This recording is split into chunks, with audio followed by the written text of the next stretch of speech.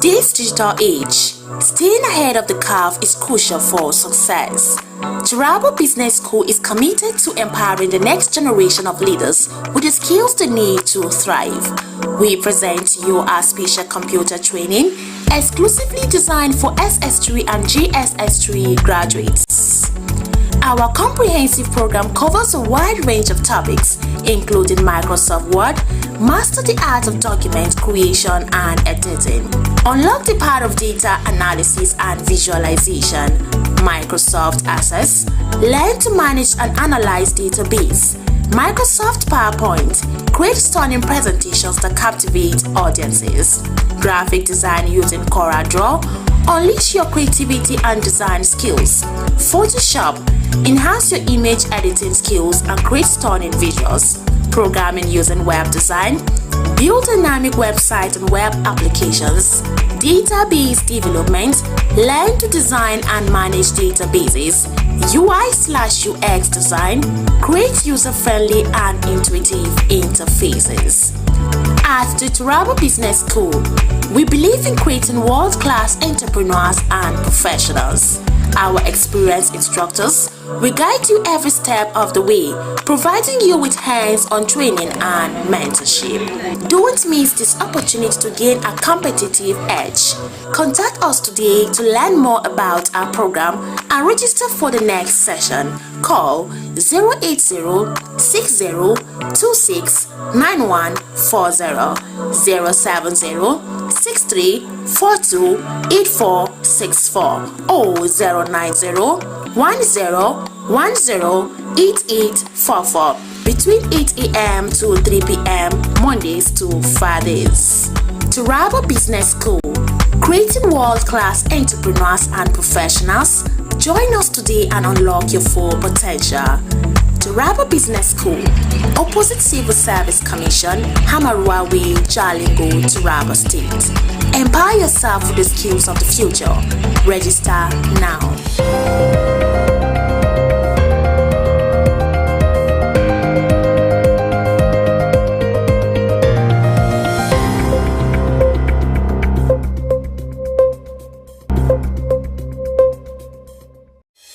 Good morning, Nigeria. I'm Abraham Manijoda, and this is the Sun TV Morning Show. And I'm delighted to welcome you to a fresh and promising Friday. As we step into the final stretch of the week, I will bring you clarity, conversation, and the stories shaping our nation.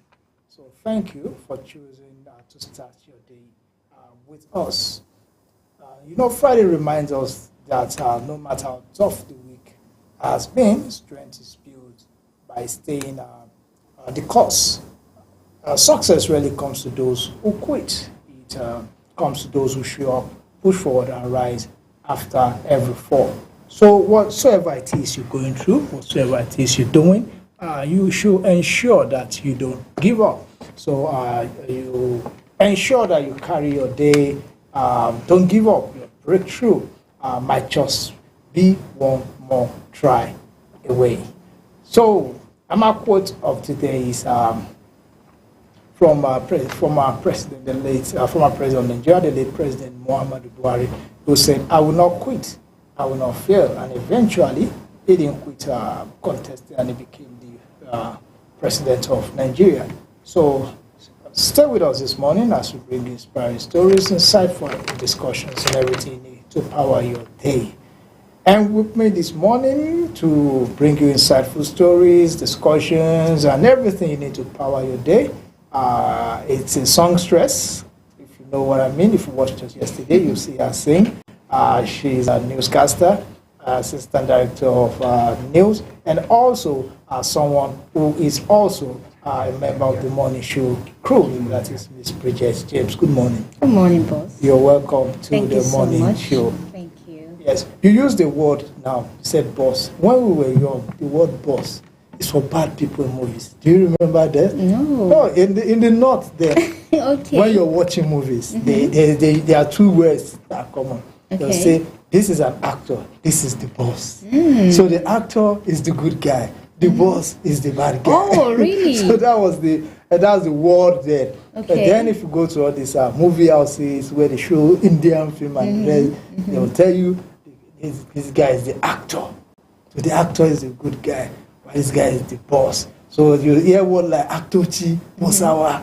Oh, really? So when you said that boss, I was looking at, are you saying that I'm the bad guy in this movie, yeah? And you are the actor? The good boss, a role model, Uh, like everything You good. you see the one thing with words. If you go to maybe a man in his, a northerner in his 40s, 50s, 60s, and you're discussing a movie, Yeah. and you say, this person is the boss, he will just flash back to when he was young. Really? When the bad guys in movies were called boss. As a matter of fact, it's pronounced boss. Oh. you know the way we pronounce in this part of the you say it's the boss. You say Yeah. this is the actor. So even the guys then that will as in the hard guys, Yeah, you say, "Kai," they and don't people change. nowadays, yeah. But one day, talk to someone, say, maybe someone in his 40s, 50s, who is a boss in a movie? You hear what it is. Okay. Thank you very much for that, for bringing me back good old memories. But the good boss, anyways. Yeah. It's just, I just remember that, wow, it's been long. A lot Yeah. of things have changed. A lot of things have really changed. This thing I'm talking about today is something that, without you saying this, I may not remember the fact that in those days, this is how we used to relate Yes. about movies. And you know, in those days, talking about movies, do you know that we can sit down, watch one movie 10 times on video cassette or CD, and people will still enjoy it. But nowadays, People don't even the like movies come watching up movies. every day, Yeah, season every after day. season after Yeah. season. And even if you are not watching movie, there's content that Yes. you watch. So the world is getting more informed. Sure, if you ask me. sure. Okay, thank you very much, boss. Give us the give us the weather report for today. Okay, sir. Good morning, Nigerians. Welcome to Some TV weather update for this morning. Across Nigeria today, temperature remains warm and mostly stable with a mix of partly cloudy skies and mild conditions in several cities. Starting here in Jalingo, the temperature stands at 21 degrees Celsius with calm and comfortable weather expected through the day. Across the south, Aba is at 23 degrees Celsius. Lagos is slightly warmer at 25 degrees Celsius. Calabar records 24 degrees Celsius. Port Harcourt also stays mild at 24 degrees Celsius. In the southwest, Abeokuta sits at 22 degrees Celsius. Ibadan and Alimosho are at 25 degrees Celsius.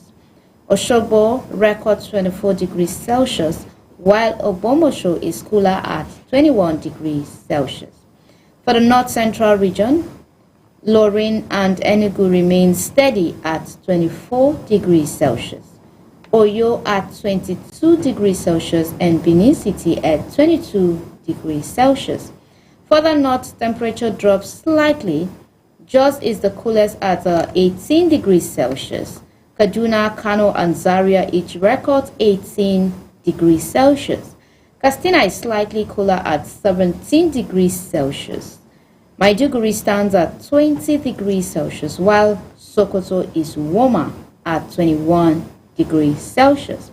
Overall, weather conditions across the country remains calm with no major disturbances expected.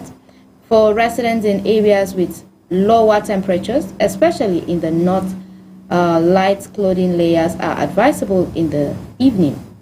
Stay tuned for more updates on Some TV, and remember, you can always rely on us for accurate and timely weather information. Thank you. Yeah, thank you very much, Bridget, for that. And for every Nigerian, today's weather will be good. And no reason why. Let's go to the papers. Let's start with the Punch. Okay, the Punch headline, we have PDP delegates arrive amid Saraki's cancellation move. The next one said National Assembly shift WAEC CBT adoption to 2030. Genocide interview, don't panic, Piers Morgan tells Toga. Airlines reject fresh $11.50 NIS fee. And also, Tinubu shifts a 15% fuel import duty to Q1 2026. AMCON officials and lawyers face contempt charges for contravention of court orders. I think that's all we have on the Punch. Okay, well, on the Punch this morning, let us take the major story on the Punch, which says PDP Ibadan Convention, PDP delegates arrive amid Saraki's cancellation. When will we stop talking about this issue? This year, say Ibadan, the capital of Oyo State, is abuzz with last-minute preparation for the National Convention of the People's Democratic Party amid a potential showdown between factional camps in the opposition party. It is built to take place on Saturday and Sunday. The convention is perhaps the most controversial in PDP's history as a faction of the party pulled out. And in the build-up to the event, the National Working Committee, led by National Chairman Omar Damagon, suspended the National Secretary, Senator Samuel Anyanwu, the National Organizing Secretary Omar Bature, and the National Legal Advisor Kamaldeen Ajibade for 1 month for alleged anti-party activities. This was sequel to Justice James Omotosho of the Federal High Court Abuja ruling, which placed the convention to hold, citing the party's failure to abide by its own rules. Omotosho is ruling on the failure of the leadership of the party to have its designated officials sign the notice of the convention before transmitting the same to Independent National Electoral Commission. So as a result, the judge barred INEC from monitoring the event. Relief, however, came the way of the Damagon-led NWC when Justice Ladiro Akitola, through an ex parte motion, directed the PDP to conduct the convention. And while earlier in the week, Justice Peter Lifu appeared to have dashed the hope of the main opposition party when a ruling on a suit brought before him by former Jigawa State Governor Sule Lamido suspended the convention, citing Lamido's inability to get a nomination form to vie for the office of the national chairman at the convention. Again, Justice Akitola extended his interim order and directed the PDP to go ahead with the convention. So on Wednesday, the Lekon Salami venue of NAM, it has been prepared. Every preparation is ongoing as it is. People are still arriving in Ibadan for the event. But we also noticed that one of the leaders of the party, the former Senate president, said Dr. Bukola Saraki is of the opinion that they should suspend the convention. They should suspend the convention so that they can clear all issues on ground. But I don't think his advice was taken. He advised the PDP to advise Damagun faction to suspend the convention. And I think this is a voice, word from a leader, someone who is a leader and a respected voice in the party. So he has called on them, warning that the proceeding under the current condition will only deepen the party's crisis and expose its outcomes to legal disputes. He is a person that led the scene from 2015 to 2019. He made the call on Wednesday in a statement issued shortly after a meeting with members of the PDP Board of Trustees Reconciliation Committee led by Hassan Adamu. So the former Senate president advised them to the leadership, which is loyal to the national chairman Mondago, to suspend the convention. So when you hear leaders like this, just asking that it should be suspended so that they can resolve all these legal issues around it.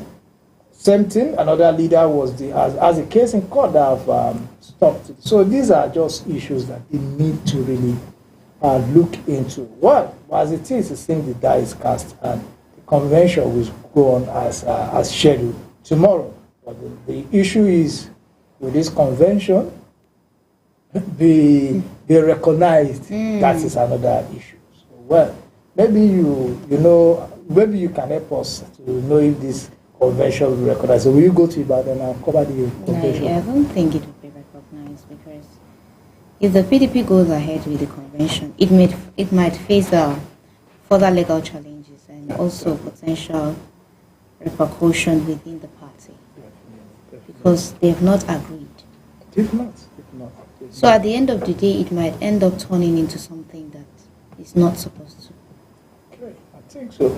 Well, because I saw the governor of Jos, he also went there for the meeting, the convention. The convention. Yeah. As it is, some will go, some will not. What I'm looking forward to is our own governor and PDP delegates from Taraba. But our own, I've not seen him yet. I don't know. Information has it that he's not in town, but they don't know if he's heading to the convention or heading to look for investors for Taraba. So that is where we are at the moment. Okay. Well, let me go to the Vanguard. Okay, on the Vanguard. We have no religious persecution, genocide in Nigeria. Idris Toga AU. And Osimhen should Super Eagle past Gabon. And the other one it says. Well, I think we already, the main story I want to take there is the story that is on the lips of every Nigerian now. How we trashed Gabon by 4 goals to 1. I think yesterday, apart from a few people like Bridges, who didn't care, just watching, rather than Bridget watching the match, she was watching our emotions. She was watching us to see whether we'll cry or we'll smile. So, apart from people like Bridget and the likes of the director of Mr. Eradane Kukwe, who never watches football match, and if we qualify for World Cup, we will not go with him. He will not be part of those that will receive the medal. Yeah. Yesterday, Nigerians were on tenterhooks. This was a match that we played well, and we had chances in the first half. We didn't. Kudos to the goalkeeper. Yeah. He denied us very, very good chances. Wow. Then again, we scored in the second half. I was so shocked. At just 89th minute. Yeah. A deflection and the deflection and they equalized. Then just at the 10 minutes, one of the best strikers in the world, Victor Osimhen, someone that if you ask who is the person you will want to give the chance to score a goal for you, he missed 2 glorious chances. Sure. And he has to go into extra time. Well, maybe we'll let our viewers just have a snippet of the match as we played yesterday, just highlights.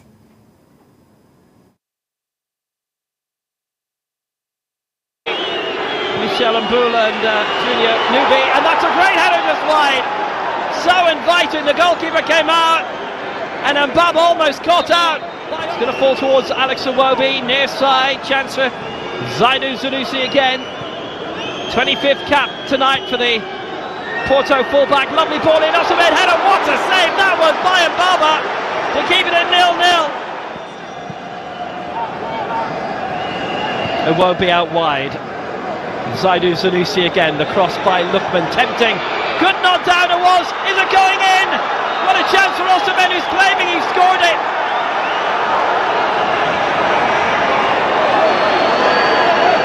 It's being waved away by the referee, Abanjile Tom.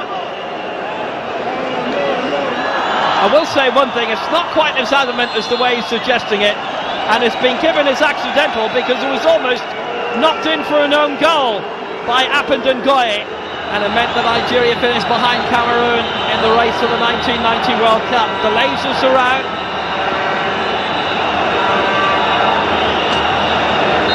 We saw that as its craziest in that last World Cup qualifier. It's a great ball play through, a lot of pace on it, the ball overall, and in this it is marginally possession-wise for Gabon. Now, changes coming. An important change is coming. Lookman is going off. Winners of this plays the winner of that. And if Nigeria are the winner of this, they might well be, because it's opened up suddenly in front of goal and it's in the net! Echo Adams! The Gabon defence totally fell asleep! And Adams pounces to maybe send on the 5th of December. Nigeria alone would not be in that draw if they're still in the hunt. But it might open up here for Mario Lemina to take the shot, and it's in! It's deflected in! And Gabon may have sent this game to extra time. Lemina's been a threat. Whether you want to or not, you will be thinking that you're almost there, but here comes the UK getting it through. Osimhen's in! So close! Again, here's Mario Lemina, short for Aubameyang, lost out. Now the chance for the counter-attack, and Osimhen's on the way! It's one-on-one! Victor Osimhen for glory, for victory! He hasn't done it! Played back in by Alex Iwobi. Now the chance for a break being ball forward. It's a lovely ball indeed. He pushing it into the box. It's 2-1. Azuke. Time. That has to give Nigeria a lift. Maybe this will too. It's a good break. Osimhen. Oh, what a goal! His time has come. Victor Osimhen makes it 3-1. In extra time, and Nigeria without playing a second, and Osimhen for a celebration booked as well, and there may be more to come. Osimhen's waiting in the middle. It's going to be pushed through well. What a chance for Moses Simon! Now that surely would have wrapped it up. Robbie as well, being an attacking midfielder, being one of those to go.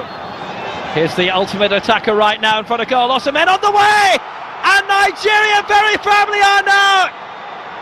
Victor Osimhen clinches it. No way back for Gabon now.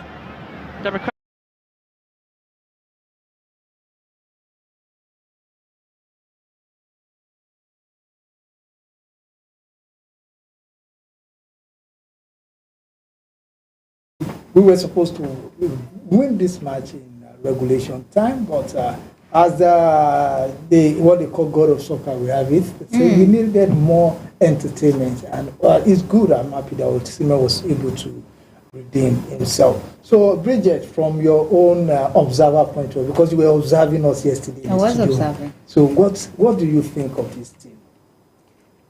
Well, I'm super excited because they fight like they won. Yeah.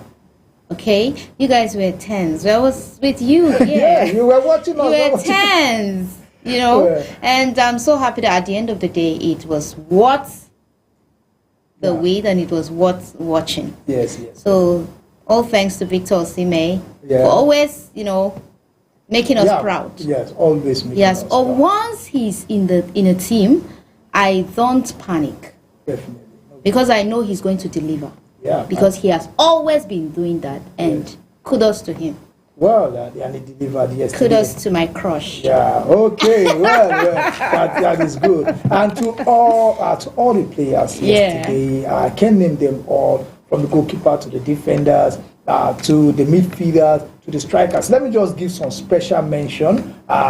Someone like Frederick, the defender. That boy is good. This is someone that just broke into the team, and you could see the way the fourth goal drove in, and then I gave a pass for. I think the third goal that Osimhen scored. That shows that he's a modern day defender. And also kudos goes to the captain, the standing captain of the team, Wilfred Ndidi. A lot of people are of the opinion that Ndidi should, because of his age, should not be starting. He should allow a younger player with more pace, but he showed leadership yesterday. He gave some passes that were. So he gave one pass to Osimhen that Osimhen missed, and he also gave a pass that was called by I think what's his name, Chidera. That was called by Chidera. So those are the things that I think made this game good. And also on the attack line, someone like Akko. Akko, I think this is his third cap for Nigeria, and he has scored 2 goals. And he started the second minute or so, he lost a very good chance, but he was able to put his act together, and he redeemed himself. And also other players like that who showed resilience and who showed that, yes, they really want to go to this World Cup. And to Victor Osimhen himself, who let down the country twice with poor finishing, but he redeemed himself later in the game with 2 more goals. So, well, I would say kudos to everyone, all the players, and again, we're not talking about the coach.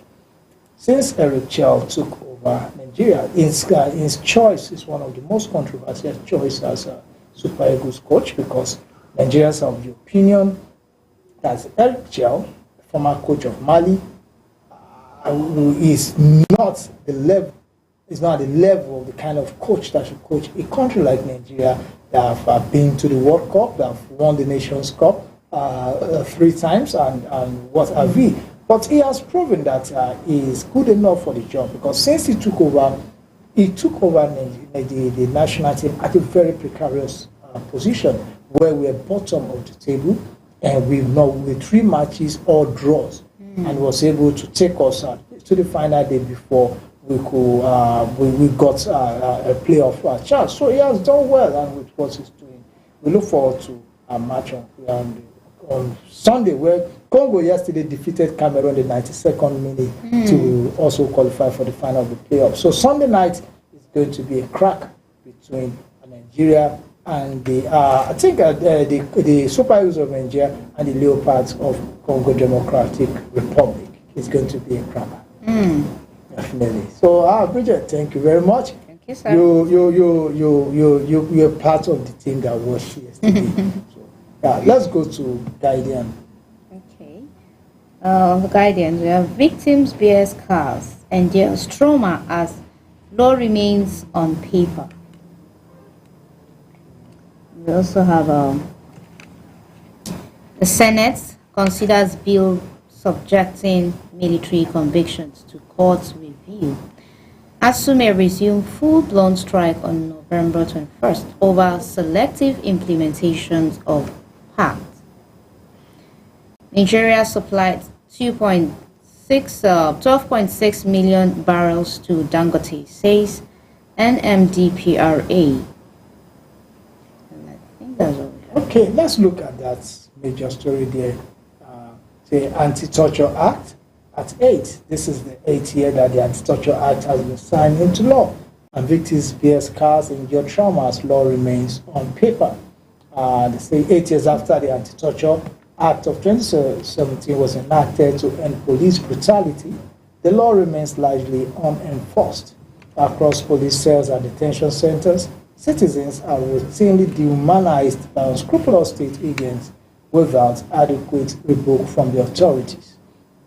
As the use of torture to extract confessional statements proliferates, there is a compelling need to end the brazen violation of human rights and impunity, which looms larger by the day. So there are many cases here compiled by the Guardian. It's the case of 2 years old Hussein Wasiu Adewale, a commercial bus driver residing on Laya Street, Mafoluku, in the Oshodi area of Lagos. He was returning home after the day job when his vehicle was developed a fault around the Yano solar axis of the Oshodi-Apapa Expressway.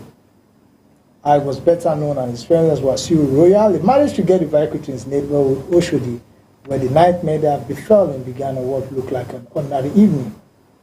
As he was meandering his way with the food he has acquired for his 3 children, late in the night, he encountered a police patrol team. According to him, after the police team accosted him, assured him that locally known in the area as Spider, the food I have bought for my children.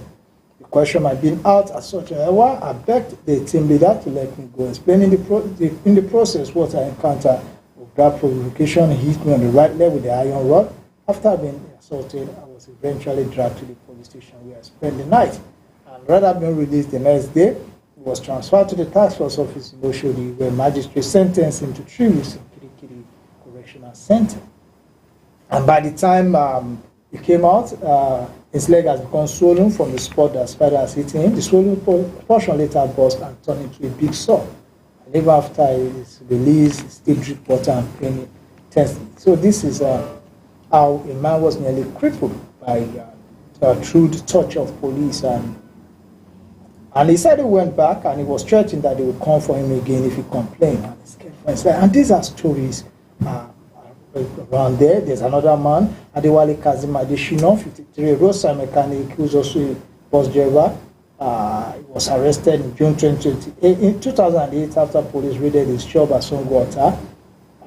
Many cases like that of police brutality. And it seems in this part of the country, we think the best way to get information from suspects is to beat them to stupor, to confession. And that the police does it, the military does it, even the vigilantes, they do it. And even we, if maybe we have an arrangement in our environment to do it, once we hold on to someone and they say he's a criminal, we will continue to beat the person until. So I think it's a societal issue. We believe that beating is the only way that you can obtain statements from suspects, which many a times it has been abused. The police is known for brutalizing people. And the torture acts, I don't think even without the torture acts, everybody has a fundamental human right as enshrined in the Constitution. Sure. And I don't think there's anywhere in the Constitution that allows for someone to be tortured. So it is something that has eaten deep into our society. And you see even private citizens complaining that they took a suspect to police and he was not beaten. I've seen cases like that. They will say the police did not beat him. That is why he has not confessed. Yeah. So these are just It's issues. so bad, you know. They need to look into this because a lot of people, I feel a lot of innocent people are Yes. falling victims. You know. So they need to look into it. Because, okay, since you feel beating the person is what will make the person confess, at the end of the day, the person might end up confessing something that is not even true. Yes, most times people just say whatever. Let me just say it too, you know, so that I would stop feeling this pain. So they would stop torturing me. You understand? I think there's need to look into this. Police brutality is bad. It's wrong. And they need to stop it.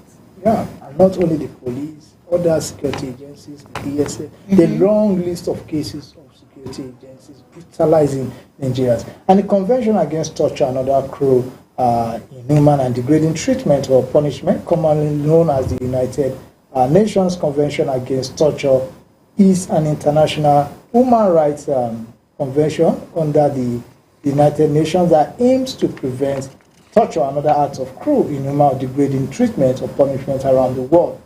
And the convention requires member states to take effective measures to prevent torture in any territory under the jurisdiction and forbids member states from transporting people to any country where there is reason to believe they will be tortured.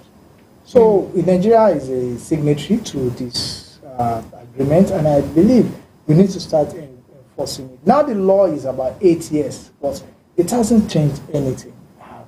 It hasn't changed anything. A lot of people have been tortured on a daily basis across police stations, across the DSS offices, across military barracks, across vigilante offices, and the rest of it. And nothing, very little is being done about it.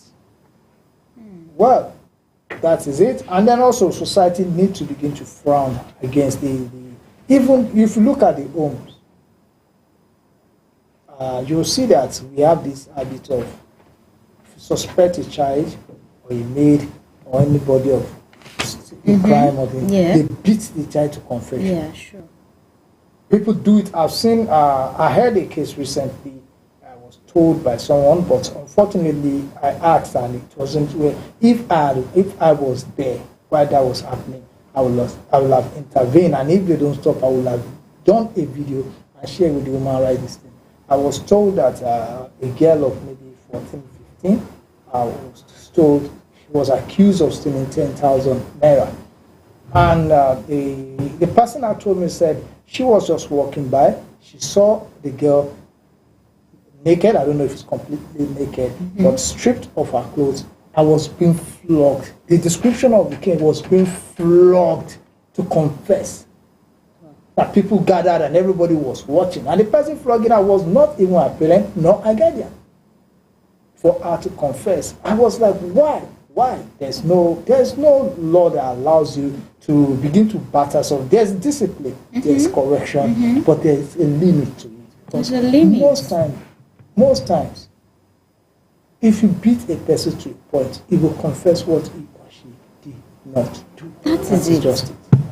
For me to be safe, I have to confess what I did not do. Of course. And addressing these brutalities, training and accountability, like providing officers with training on the escalation techniques, diversity and cultural sensitivity, and also community engagement, building relationship between law enforcement and also the community to help foster trust and understanding. Because once there's no relationship, no trust, no understanding.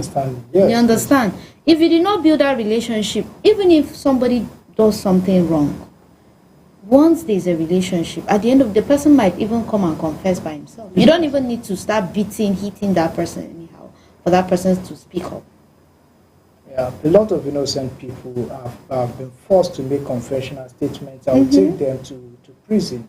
Like they say, there's a saying that says it's better for 99 guilty people to go free than for one innocent person to be punished for a crime he did not commit. I don't know who made that statement. Who made that statement? But it's a statement I hear, and I think nobody should suffer for what he or she did. There's a limit to corporal punishment. Police is supposed to be our friend, but reverse is the case in Nigeria. I don't know why. They need to look into this. They need to look into this. It's an institutional issue, and the Nigerian police and other security agencies must look into this. Well, thank you very much, Bridget, for this segment of the morning show. So we'll go for a short break. When we come back, the morning show continues.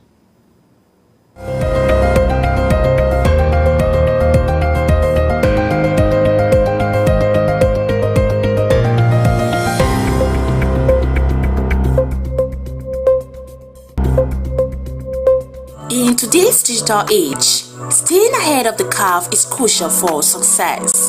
Turabo Business School is committed to empowering the next generation of leaders with the skills they need to thrive.